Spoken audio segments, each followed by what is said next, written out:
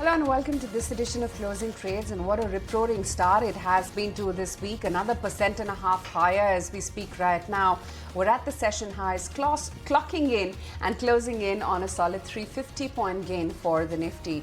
23,700 plus levels, so it's been quite a steep recovery. In fact, if we can just map how the Nifty has performed over the last 10 days or 15 days, I don't know if we have that graph or not, that will give you the kind of exaggerated move up that we've seen from those previous lows. Remember, we dipped even sub that 22k mark just a short while back. So in the last 7 days alone, we've had a good 1,200 point move on the Nifty alone, and it's been even more exaggerated when it came to the mid and the small cap indexes. That's where you've seen the meaningful recovery kick in as well.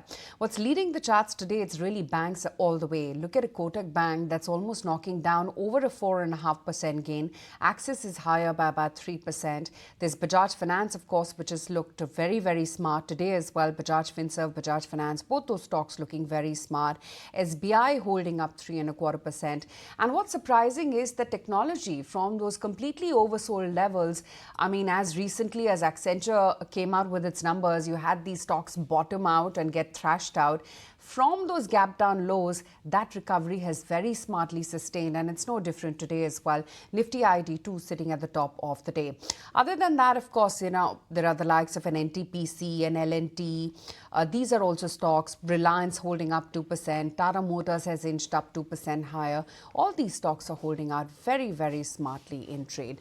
And yeah, what amazing breadth today. Absolutely, Aisha. Amazing breadth coming in for the markets. And if you take a look at today's top Nifty gainer, it is Kotak Mahindra Bank. When did we last see Kotak Mahindra Bank see such a sharp up move? In fact, it's hit its highest level since October 2021 in today's trading session, on back of the fact that the company is now named Bhavnesh Latia as a new Chief Technology Officer. This after 2 months of the previous tech chief who had actually stepped down. And post this sort of a management rejig or a change, that's why you're seeing the sharp up move at least come in for Kotak Mahindra Bank. Also, you have Gland Pharma also that was seeing a good up move in trade today on back of Vanguard going ahead and buying stakes. So yes, you have or either buying shares in the company. So on back of that, you have Gland Pharma also seeing a good up move in trade today. But let's not forget, this week, next week, the only talk of the town is going to be tariffs, and everyone wants to know what's exactly happening when you talk about tariffs. We have Jonathan Shizzles also joining us on the show right now, along with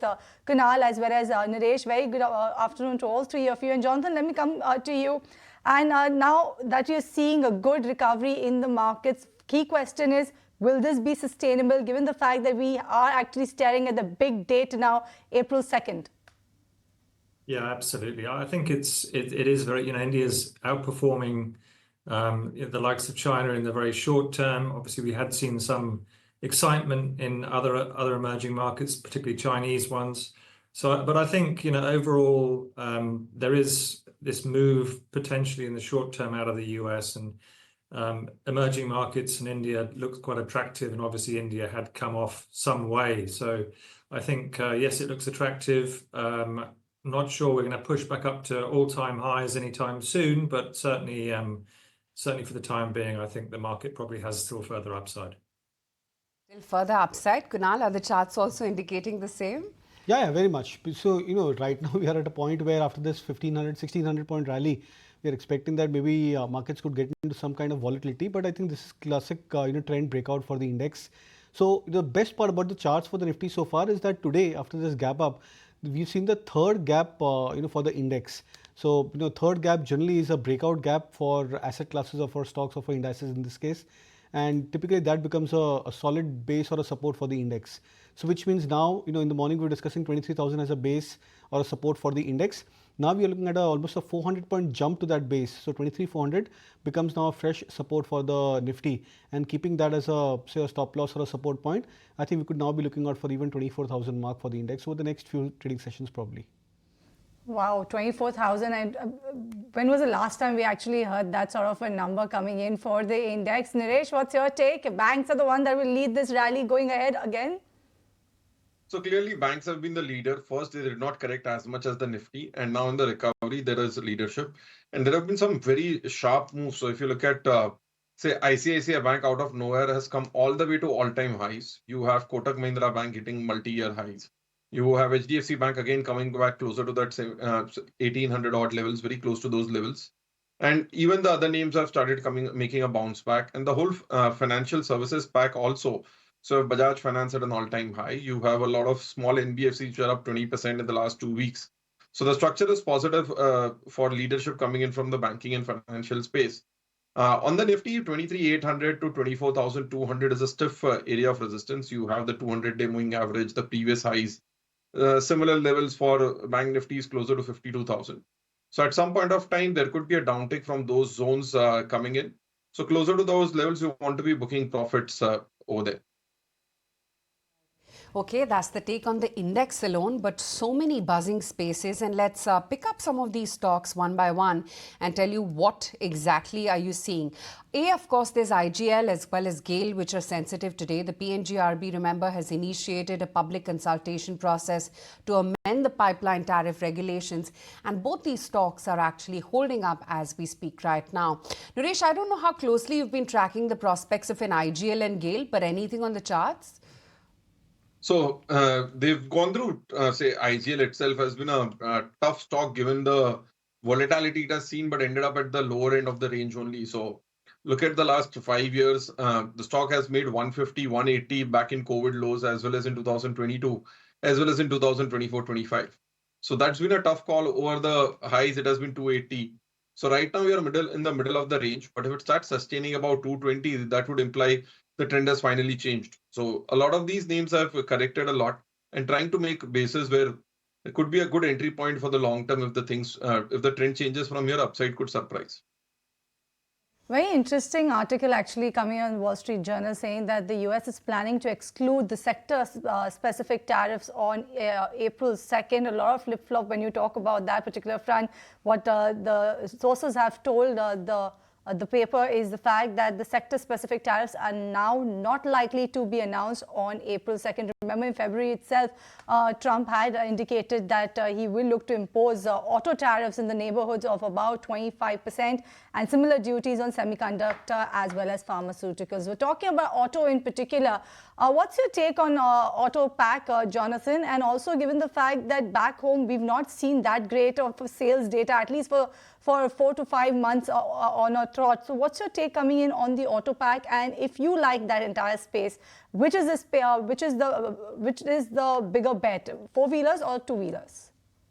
Yeah, we're sort of avoiding the space and have been for quite some time, if honest.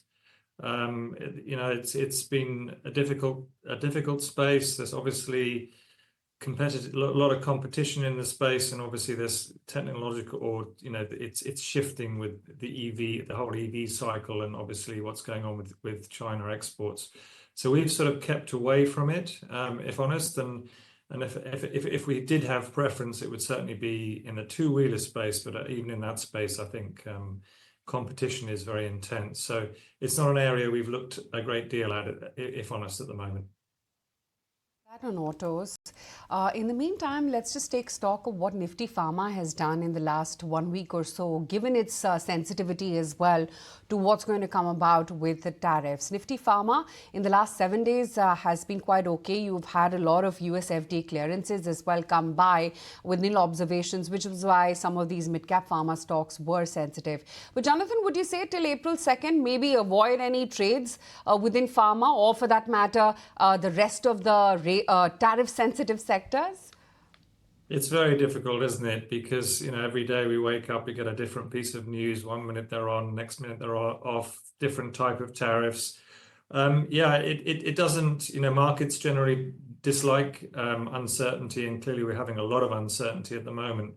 So yes, expect the sector to remain, all these tariff-sensitive sectors to remain sensitive. And if some of them do look a bit oversold, then I think longer term investors should definitely have a look. So yeah, it's the underlying fundamentals of the pharma sector, for example, remain pretty good in our view. But obviously there's a lot of noise going on at the moment, which makes it difficult. A lot of noise around the tariff front, actually making it difficult to look at pharma space, but no doubt the fundamentals are still pretty strong. But on that note, we slip into a break on this edition of Closing Trades. When we come back, we will talk more about markets. Don't go anywhere.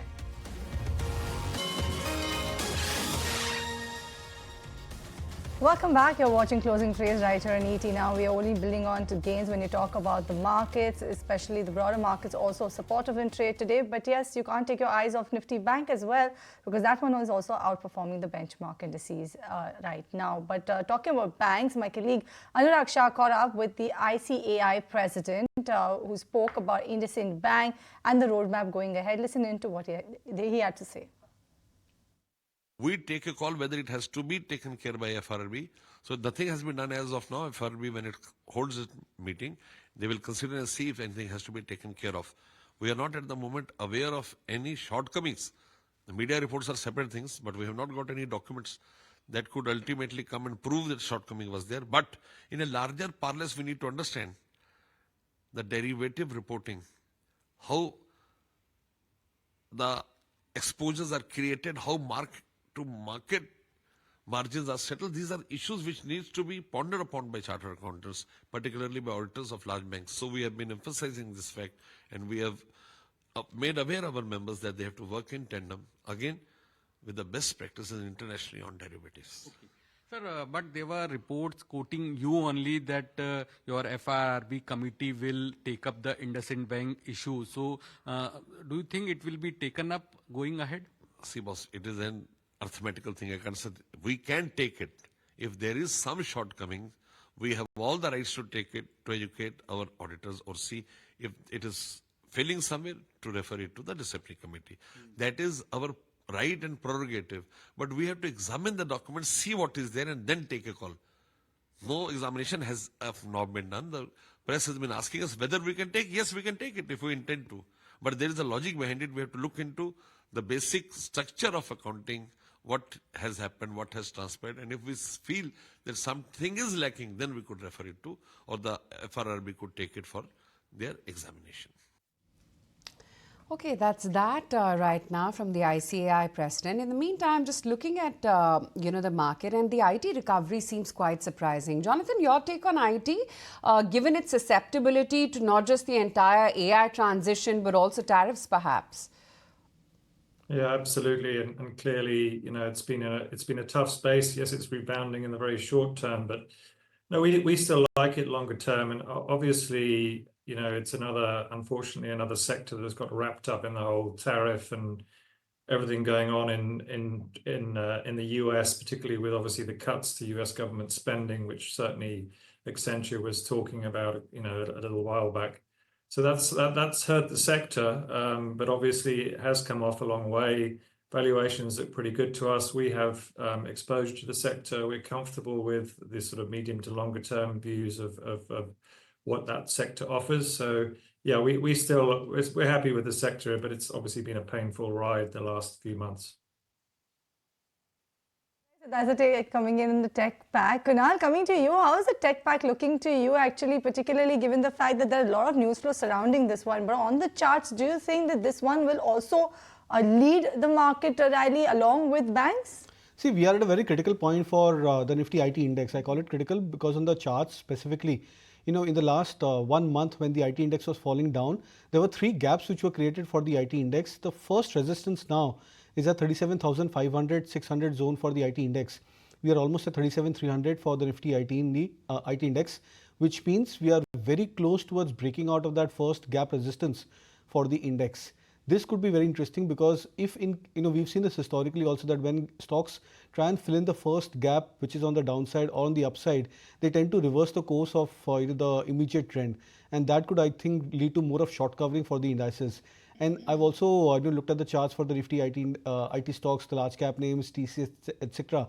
And many of these stocks are showing signs of volume pickup. Now this could be expiry based phenomena also, or this could have more of a positive effect going forward. But I would wait out for that breakout of 37,600 mark on the Nifty IT index. If we manage to do it in the next couple of days, then we could be looking at a strong short covering move across the IT stocks also. More than the beaten down names, your Infi, TCS and the likes, you think something which had relative strength within IT, like a KPIT Tech, which is also today the top mover within the IT pack, you think one should bet on that? So there should be a bounce back in a lot of these names. We've seen KPIT correct from 1900 all the way down to 1200 levels. We did not see follow-up selling in the fresh 52-week lows recently.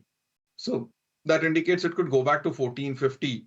But structurally, what we see is it's a bounce back trade. One has to be careful. And overall, the leadership is going off from IT, and we would go sideways after this recovery, even in the large and the mid cap space. So it's a trade wherein you expect a 5 to 8% bounce back, keep a 2% stop loss. Jonathan, wanted your take coming in, especially on the metals pack, given the fact that this one has also seen a good up move and people are touting this one also to be one of the leaders, given the fact what is happening in the Chinese economy and how actually you have the entire scenario, confluence of factors actually aiding the rally in the metal space. Are you of the view that it is time to look at this one, or you should skip it, given the fact the nature of the entire space is it's heavily dependent on what happens globally when you talk about commodity prices? It is in the crosshairs really of various issues going on globally, be it tariffs, be it geopolitical struggles going on as well. So I think there is a lot of, again, a bit like we were talking earlier, there's a lot of noise around this particular space, and this is obviously a very sensitive space for many countries and regions as well. So I think that aside, if you look at various stocks that are more domestically focused, then we remain quite comfortable with those sort of spaces. Although from our perspective, we don't tend to look at deeply cyclical sectors like the metals. That said, though, I think they can look quite attractive from time to time. But I would say again, at the moment, it's probably a sector with a lot of noise going on, and particularly if it's a company which does a reasonable amount of exports, that's going to be a headwind for some time longer until we have a little bit of certainty about what might come next. Although obviously, certainty is something we've been a bit short of lately. Okay, let's bring up BHEL as well. Antique has put a buy on this one with the target price of 300, saying that the stock has meaningfully re-rated over the last 1 year. Yet we believe that the stock is inexpensive and has the potential to re-rate further. They've of course talked about the order inflows as well and the outlook looking promising right now, and that around 4 gigawatt of ordering is expected to materialize, and that the business performance is expected to further improve in FY26 according to them. BHL of course a steady ship today, almost higher by 3%, but that's the case with L&T and the rest of the cap goods majors as well. Jonathan, do you think after that little bit of aberration which played out past month in terms of government spend and capex because of the state elections will now get back on track and cap goods is a space to look at? Yeah, I think it has underperformed more recently, but yeah, as you rightly say, I think some interest probably will come back in the sector. Probably I would wait a little bit longer if I'm honest. I think there's other more interesting sectors at the moment than cap goods, but I think for someone who's a medium to longer term investor, it's obviously a great story with India. There's still a lot more expenditure, both at a federal and the state level, that needs to be happening within India. And obviously, we're all still keeping an eye on private capex as well. So yes, I think they are key critical sectors to be keeping an eye on. But I think there is still a little bit of uncertainty from a capital goods perspective just in the short term. Other than financials, what are the sectors that you're liking right now?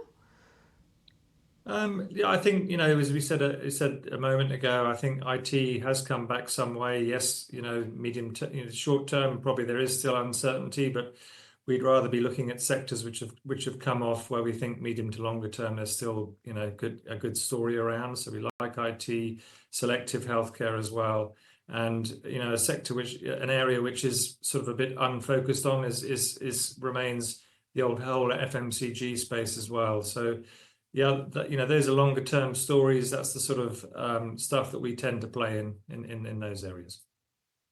Point taken. Thank you so much, Jonathan, for joining us on the show, talking about the sectors that you're liking: IT, select pharma, FMCG, as well as banks. Thank you for sharing your views with our viewers. We're coming to you, Kunal. Let me get your closing picks for our viewers. So that's one Chambal Fertilizers, a stock which I think is confirmed a fresh multi-week high above the 600 mark. And the stock especially coming out of a major consolidation of almost like a 40 to 50 pointer consolidation. So expecting another 7 to 8% up move from current levels. All right, that's Chambal Fertilizers coming in for Kunal. What about you, Nuresh? So that would be a buy on Container Corporation, which has seen a large correction. Stock is at the same price as where it was 5 years back as well. Expecting a bounce back towards 730 to 750 levels, stop loss at 708.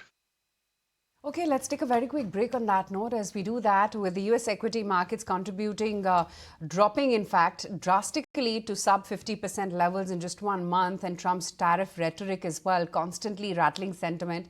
Investors have now clearly switched over to EMs as a more favored bet. Let's hear out what some of the global opinion is coming in.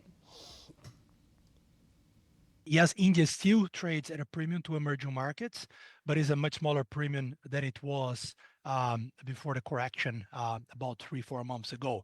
Therefore, again, as I mentioned, we start to look into some of the companies that we like to find opportunities. Now, in terms of structural stories, what you want to look into are overarching trends that have many years to play out. In India, for example, one of the trends that we really like is inclusion of women on the labor market, and overall kind of like, the ability of India to absorb more manufacturing. I think those are two interesting structural trends. I think over the remainder of this decade, it is quite likely that US equity markets are going to underperform much of the rest of the world, or a more positive way to put it is I think the rest of the world, which was very cheap, particularly Europe and to some degree China, is probably going to outperform the US. Of course, that has already been the case in the short 3 months of nearly, or 2.5 months of 2025 so far. And I wouldn't be surprised if that continues erratically for much of this year. What we've got is a tech story in China plus a bit of domestic demand. And I think that's waking up global investors. I'm noticing a few global funds that I follow beginning to add back some China stocks. So I think it comes back to this sort of selective story in EM. Maybe there's a story in Mexico, maybe at the moment there's a story in China. Elsewhere in emerging Asia, if we look at the big markets, Korea and Taiwan are really too correlated to NASDAQ to do well. And in the ASEAN region, there really is a lack of catalysts. If anything, there's some sort of negative policy in Indonesia. I think the story for India is a little bit more complicated. Obviously, the market has sold off. It sold off because people were disappointed with the level of revenue and EPS growth that was being delivered in an expensive market. There's perhaps less confidence on the growth story in India.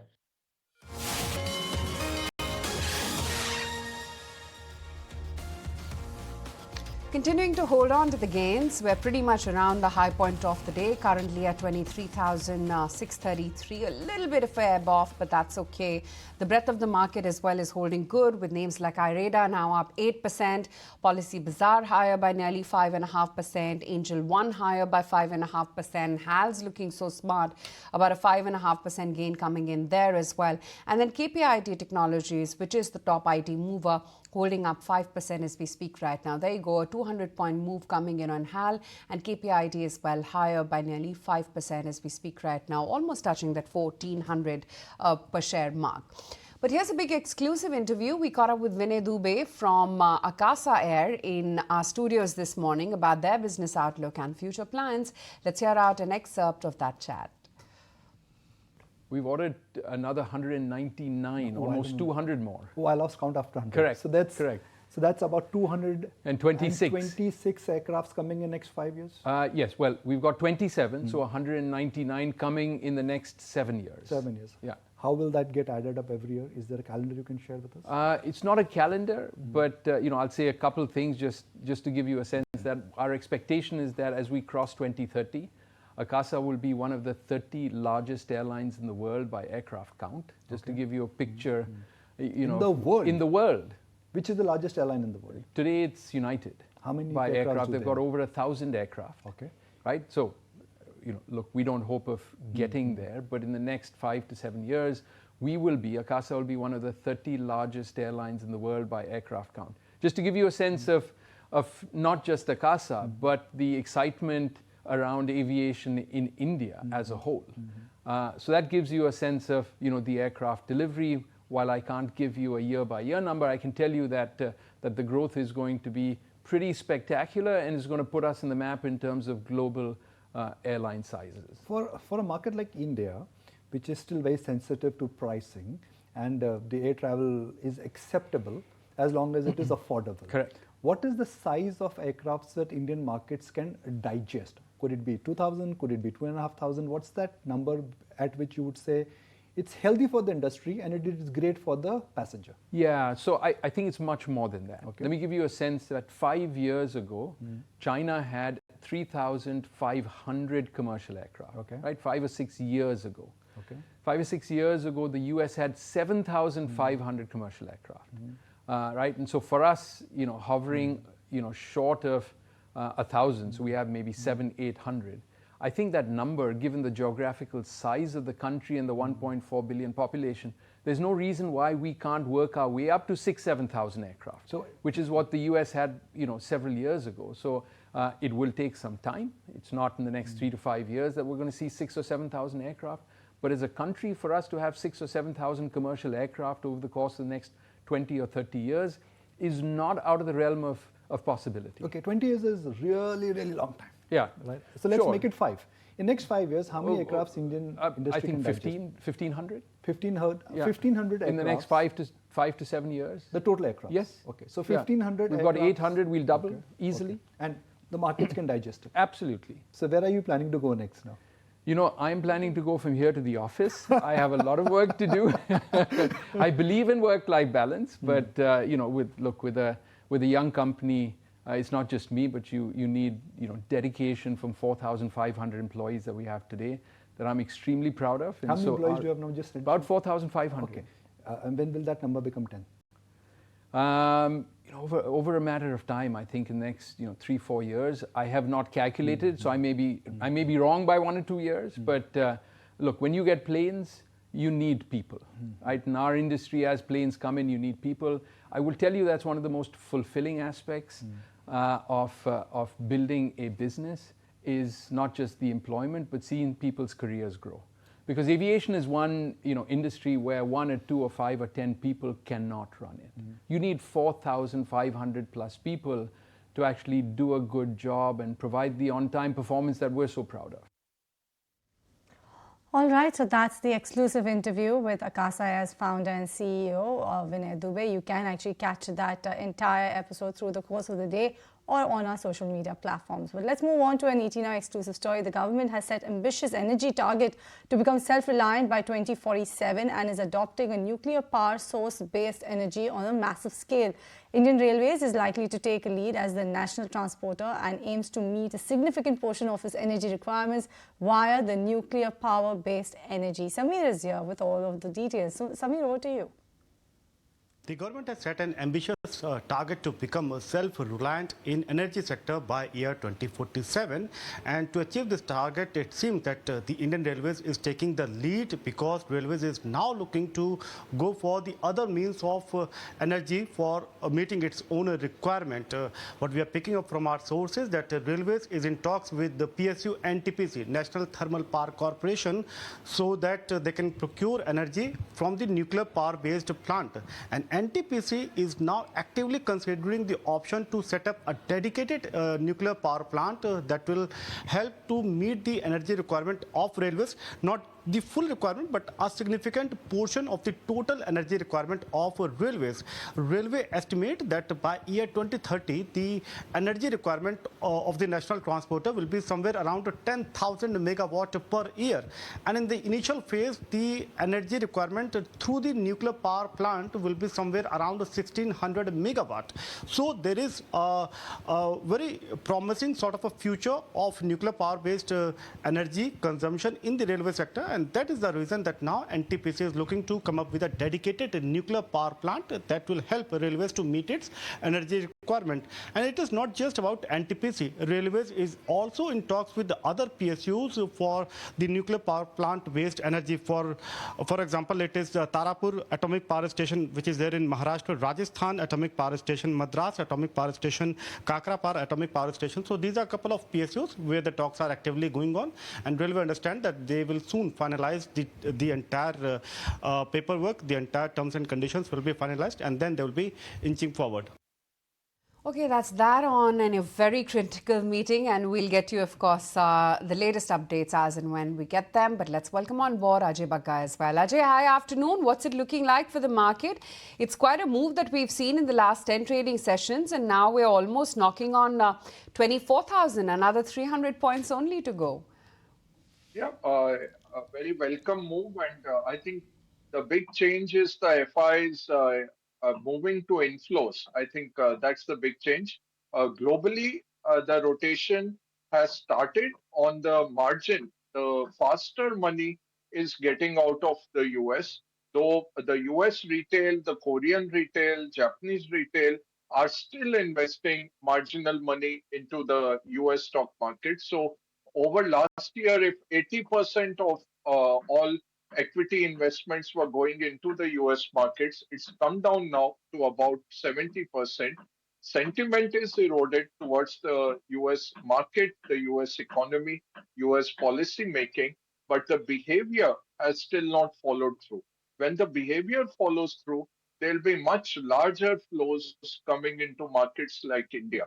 When the true diversification happens. US is representing 30% of the global economy, but it is contributing 60% of the global market cap. Last year, it took 80% of global equity flows.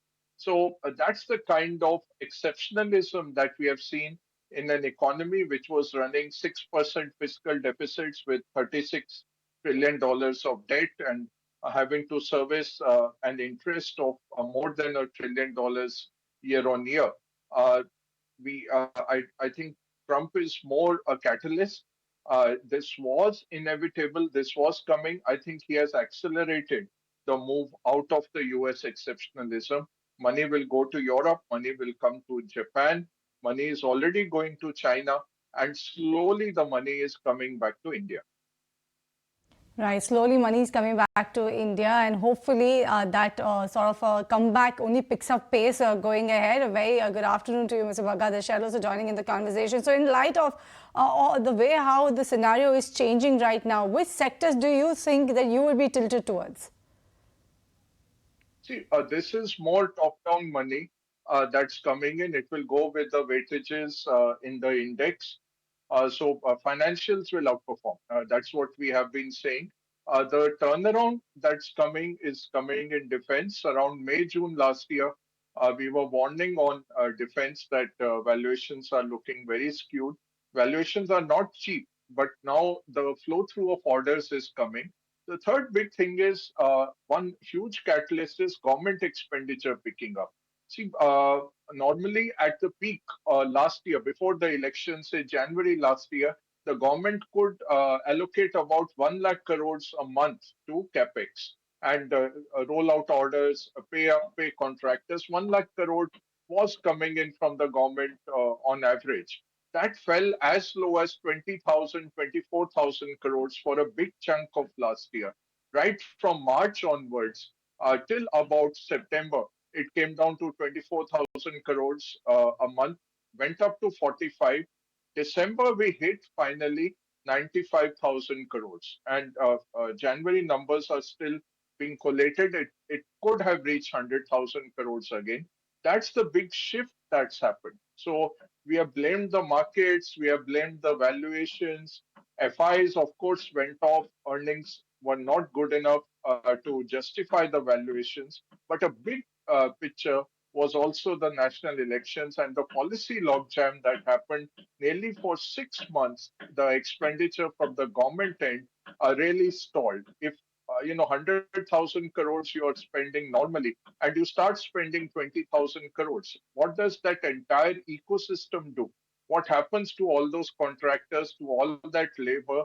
That marginal contract employee gets laid off. A lot of it comes back to this. And now, as that is catching up, next year is looking good earnings wise. It's looking good recovery wise. And guess what? Valuations are at 10-year median values or little less than that. So it's not very frothy valuations.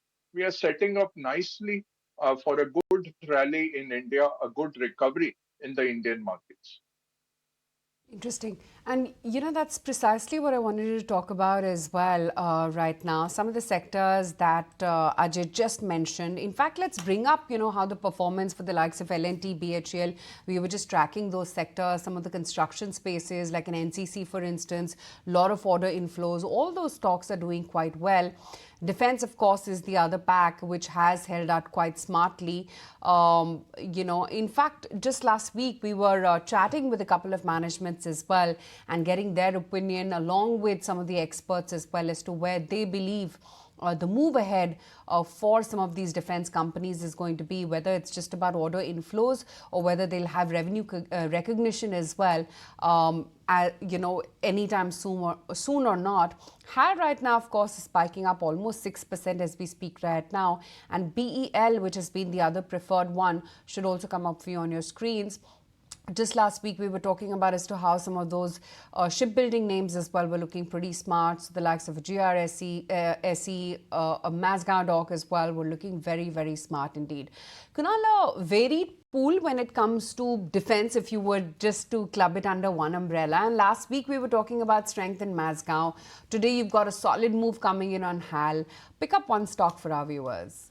Yeah, difficult to just pick one, Aisha, frankly, because I think there are excellent chart combinations for these stocks. Now, the top three names which are there on my radar, it starts off with BEL being one of the stocks which is broken past about the 200 DMA, very much on a much more stronger trending note, followed by HL, which is making a very strong and I would say dramatic comeback about the 4,000 plus mark. And then Mazgaon Dock, and I think specifically about all three of the names, Mazgaon was one of the first ones to try and make a comeback, breaking past about that series of downward sloping trend line. Was one of the first ones to show signs of absolute or rather relative strength in the last 2 months or so of the market sell-off first, and now managed to make a comeback for itself. So I believe that all three of the charts are poised up quite well. And what should this do is actually trickle this confidence back to the other underperforming names, because we have so many stocks. The likes of GRSE, Cochin Shipyard on a relative basis, which have been huge underperformers. I think you probably come to a point where many of these underperformers will also get a leg up pretty soon. So my sense is that the top three names on the defense pack overall are the likes of BEL, HL as well as Mazgaon Dock.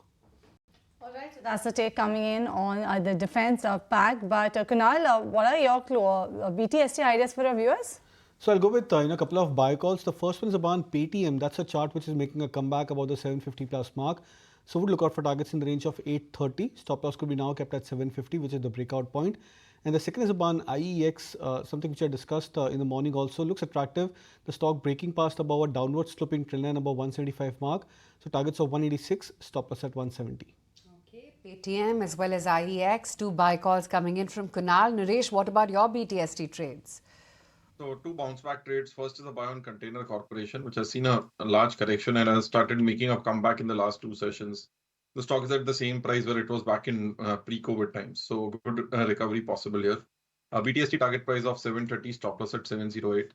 Second is a buy on Supreme Industries, which has also seen a large correction, making almost a double bottom here. Stop loss at 35.50, target price of 36.50. All right, so those are the BTST ideas coming in from both of our experts. Mr. Bhagat, let me come to you and get your view actually on the realty pack. How is this one looking to you? And do you think now, given the fact that this one also seen a good healthy correction and now it's bouncing back as well, right levels, right value to buy some of these names? I think the demand is there. Valuations are not cheap again, but they corrected very sharply and coming back. See, what is happening? Basically, there is a huge monetization of land bank happening. You have the ecosystem to fund these purchases of, much above the normal salaries. So what we are really seeing is people buying homes on the down payment and the affordability of the EMI part. So that has become very mainstream. That is the big change that's happening. And third, there was this move on the I would say, the more frothy level where ESOP, cashing out ESOPs and other things were getting invested as well. But that's a small portion. It's large in value, but volumes wise, it's small. But it contributes to the bottom line. What is changing in real estate is the shakeout that's happened over the last decade with RERA coming in, with formalization of finances coming in, and the over leverage in the industry going out. So the stronger players have stayed back and they are now able to capitalize on the opportunities that are coming in with the urbanization of India, the formalization of India, and the premiumization of real estate that's happening. So those are the mega trends. Those will stay for a couple of decades at least. These players who have survived will do very well. So again, it's not a buying, it's not a screaming buy right now. As I would say, financials, you can close your eyes and buy the big private sector banks. I think you will be quite well off. Even the larger public sector banks are looking quite good. You will see profit increases, all those things following through. Real estate, not that particularly keen on it. I would rather go for the industrials if in terms of allocating money, but they will do well. You can't go wrong with these real estate players at the current phase of the market, the way they are now tightly regulated and they are under leverage. They are able to bring in a lot more funding as required, and their customers are well funded. So the demand is there because of the funding, the entire ecosystem having been created. Right. Naresh, what's looking like the strongest within the realty pack? Anything that you would recommend to go long on here? So that would be Oberoi Realty, which has corrected a lot and making a base. So that is where I would expect a recovery towards 1850. And second would be Kolte Patil, purely because of the large volumes that are seen over the last few weeks, as well as the positive announcement. Right, that is about the realty pack. Kunal, let me come to you because Mr. Bagga was saying that you can close your eyes and go ahead and look at banks and you can look at buying banks. Do you think, which is that one bank where you can shut your eyes and buy right now? No, then I wouldn't be able to see the charts. No, I think that was on a lighter note, of course. But I for one believe that the ones which are performing very well, they are the ones which still look very attractive. So there's always an anticipation that the ones which have run up high, they would probably be available at premium. So buying these stocks may not be a better strategy. But I still believe that the likes of Kotak Bank and ICICI Bank at current levels are the ones which one should be having as part of your their say core portfolios even at current levels, because what you're talking of is a breakout which has happened for these names after years of consolidation, especially for Kotak Bank. I think 2021 or 22 was where the stock had managed to break past about the levels of 2000, 2050 plus mark, and we are seeing this happening right now. This could be a very strong multi-month, multi-year breakout also for the likes of Kotak Bank. So I think it's better to try and stick to the winners or the performers rather than anticipating that any kind of a major underperforming name would give such kind of strong moves. Right, so that's the take coming in on the banks in particular. Mr. Bagga, what about all of these counters or the sectors that are actually dependent on what exactly happens when you talk about tariffs? Are you looking at any of those spaces, and do you think that IT, pharma, irrespective of what exactly happens when you talk about global scenario, they merit to buy? See, IT, a lot will depend on the business climate in the US. You saw with the Accenture numbers, 8% of their global revenues come from the US government. 16% of American revenues are coming from the US government. There were media talk that Trump has issued letters to 10 big consultancies asking them to give a multi-year justification which a 15-year-old can understand. That was actually the words of the Trump administrator to these consultancies, that please justify what did you do, what was your impact, and don't give me a huge presentation. Put it as something a 15-year-old can understand. So there'll be a lot of pressure on these multi-billion-dollar deals that they were getting from the US government. Our players will have to see how the business sentiment recovers. Right now, most CEOs are spending time in tariff war rooms. Most government departments are spending time in tariff war rooms, trying to understand the impact of Trump policies. And that's a very difficult, very uncertain kind of a thing to do because even Trump doesn't know by the end of the day what his policy will be. He might announce something in the morning, then somebody brings something else to his mind, and it could change totally. So in that kind of an uncertain environment, what gets hit is business sentiment, new order flow, new investments. So that is going to be an issue for our IT companies. But the good news is that as a couple of months down the line, if we can get a hold on this is how bad things could get, or this is a relief that things will not go this much, I think then you will start seeing our order flows coming in. And basically, the big thing, like Y2K, like the internet came in, I think the big thing is what does AI do for the normal company, normal client? How will AI get working? Today, a friend of mine shared, three queries that he put on AI about me, and most of them put me as a news reader. Nobody saw my 35 years of financial track record. And so I don't know how good that AI is in terms of what's dished out to us as normal consumers. But there are end users, nearly now, thousands of end users that are being brought out. And those have to now be patched into the company's operations, into the company's MIS systems, data analysis, judgmental systems. All that area our companies will do very well. But I think it's got postponed because of the Trump administration and the policy uncertainty that they have unleashed. Ajay, so good chatting with you today. Thanks as always for your time. Kunal, Naresh, we'll let you guys go as well. And I'm going to hand it over to Snehi for the closing trades. Well, absolutely. Let's take a look at how today's trading session has panned out. Overall, it's been a very good day of trade coming in for us because it's the sixth consecutive session of Nifty gains for us. We've closed in the green and very, very comfortably at that. It's also the first time this year in this calendar year 2025 that Nifty has broken the 100-day DMA. So also another positive coming in for the Nifty today. The Nifty is up 1.4% in today's trading session, looking good. It's been a 323-point gain on an intraday basis. Remember, at one point of the trading day, we managed to even surpass the 23,700 level, 23,704 being our highest today. We're slightly off the day's highest point, but nothing to worry about because we've locked in some phenomenal gains today. Sensex slightly higher than Nifty is what the gains that the Sensex has seen in today's trading session. It's been more than an 1,100-point uptick coming in on the Sensex on an intraday basis, above the 78,000 mark now, so looking very good for the Sensex as well, almost 1.5% higher.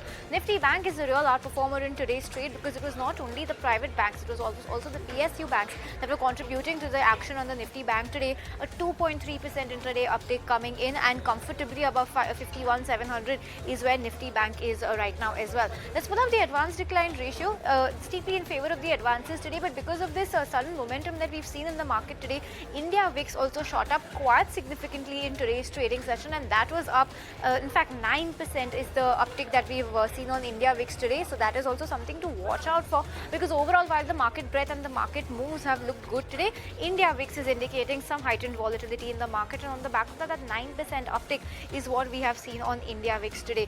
Let's talk about some sectoral gainers and losers in today's trading session. Overall, it's been a good day of trade coming in for most of the sectors. At one point, in fact, for most of the trading day today, we had all the sectors that were trading in the green, but at some point, media has managed to slip into the red. Nifty Media, that also very nominally with just a hint of a negative bias. So Nifty Media right now very flat. Other than that, everything has closed very comfortably in the green. PSU banks being a top sectoral gainer, more than 3% uptick coming in on Nifty PSU banks. It was names like Canara Bank, Union, Central Bank, SBI, Bank of Baroda, PNB. All of them logging gains anywhere between 3 and 4.5%. So looking good for all of these PSU banks as well. Followed by PSU banks, of course, you had Nifty Bank. After that, you had Nifty Realty, Energy, IT, Auto, Pharma, Metal and FMCG.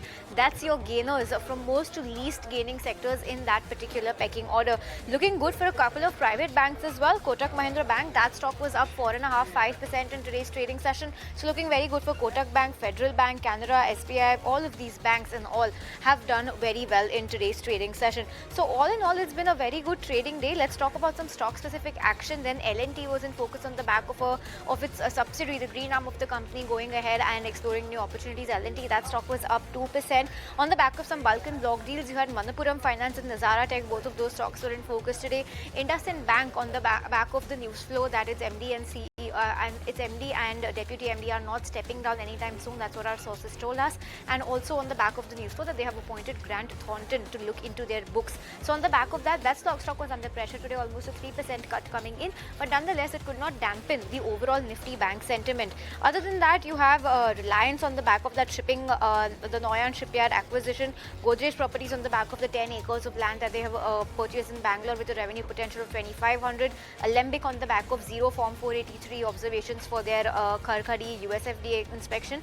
NCC on the back of an order win, and RailTel also was a stock that was up and away in today's trading session on the back of their order win. But nonetheless, that's how the markets have shaped up for today. A 1.4% uptick, and above 23,600 is where we have comfortably closed for the day. Sixth consecutive session of gains for us. Let's see if this momentum can sustain tomorrow as well.